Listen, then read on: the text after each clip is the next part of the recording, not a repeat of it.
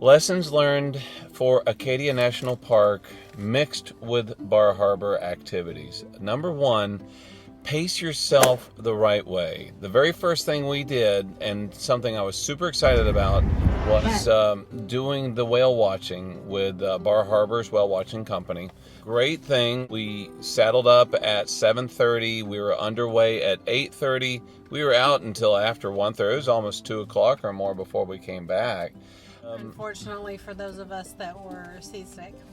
The swells, the sea swells were a little choppier, a little bigger than most, and the fact that the staff was even mentioning it gave Mom some. Sick on this one. Yeah, I've actually never been car sick, and I've never been seasick, so this was very odd. But as much as everybody had a sick time getting there and coming back home, the very next morning, we had scheduled the sunrise little sitting at Cadillac Mountain. And Mom and the kids were already exhausted. Then I made them wake up after 3 o'clock in the morning so we could get there. And we're dragging our feet just a little bit. And we missed the darkness like the to sunrise. Colors. Yeah, so we get there. As we're driving up the mountain, which takes a bit, by the way, we're watching it get lighter and lighter and lighter. But we got there with enough time that the sun came up while we were sitting there. And it was really pretty, but we were exhausted for the rest of the day. We didn't want to do anything. So, you really need to pace yourself. You really need more than 2 days here. Had we not been so sick, because everyone got sick except for you. Well, Levi and I more than others. It's this shirt that really explains. So look, that is true. I think Lily got sick once. Pixie got sick twice. Levi and I I can't even count how many times we threw up. You threw up more than 3 times, buddy. 4. I threw All right, up let's one move time. on. This is going to be the longest video. I threw up one time, and it was because I had been holding in my sickness for like 3 hours. You did great, because I didn't. Good job. The smell of You have one popcorn. sea leg. You're a one sea leg, peg leg, Pete. In fairness, there was a ton of people sick.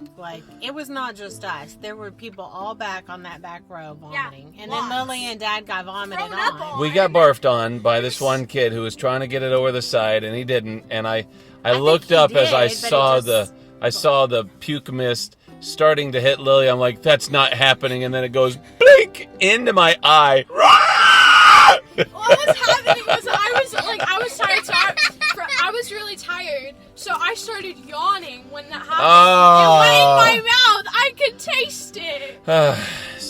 Anyways. And then it came back up whenever I threw up. All right, so pace yourself when in the Bar Harbor, Acadia National Park. We didn't want to do any hiking. I wanted to hike. Mom was really looking forward to hiking here. We were just like automatons, just walking around. I was so dehydrated after all the time. So the Thunder Hole ain't thundering yet, Levi. We still got some time before it's high tide. If you want to do Thunder Hole, you actually need to find out when the tide is high. And don't go there when the tide is high. It's too late. Get there about 2 hours. 2.5 hours before high tide. And there's a nice little area that they have that's not roped off, but like iron barred off. That you've got a good area. You could get a good 15 people in there to watch it. And supposedly when it hits right, it makes this crashing thunder sound, hence Thunder Hole. And it starts to spray and everything. The few times that we went down there, we got a couple of good glugs, but it was about it. You could kind of hear what it was going to do, but it didn't sparkle. Yeah, just couldn't do it. Other than that, Bar Harbor itself, there's so many people there, and this was like we're there on a Monday and going, how are there so many people? But now today is Friday. Today is Friday, and it's packed. 2 cruise ships came in yesterday. There's people all over the place. So, if you're okay and with parking, you pay to park everywhere. pay to Like, park, and man, you got to get in there early if you want to park. You really parking do. is a lot. There's a lot of walking if you There don't is get it. one place of RV parking. RV parking? There was a small section, but it was north of that I shouldn't say north because I'm completely turned around. It may not be north. But they did have one small section of RV parking. But RV parking, like, it couldn't even be a big RV Nope. to do it. No, the best thing to do is to park your RVs, unhook, and just drive in. Because you'd never make it through those streets. There's too many people.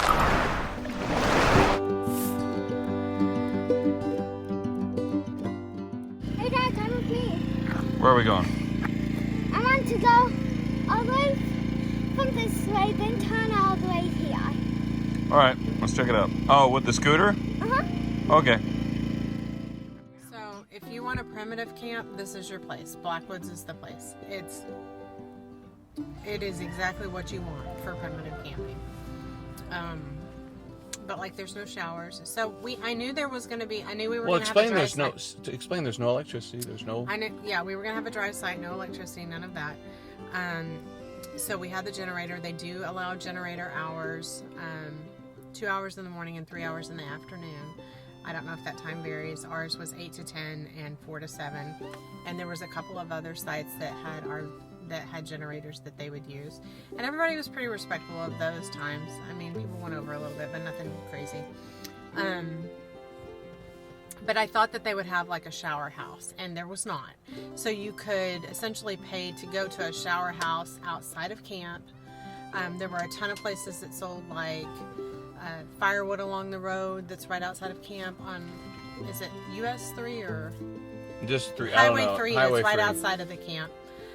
ME3.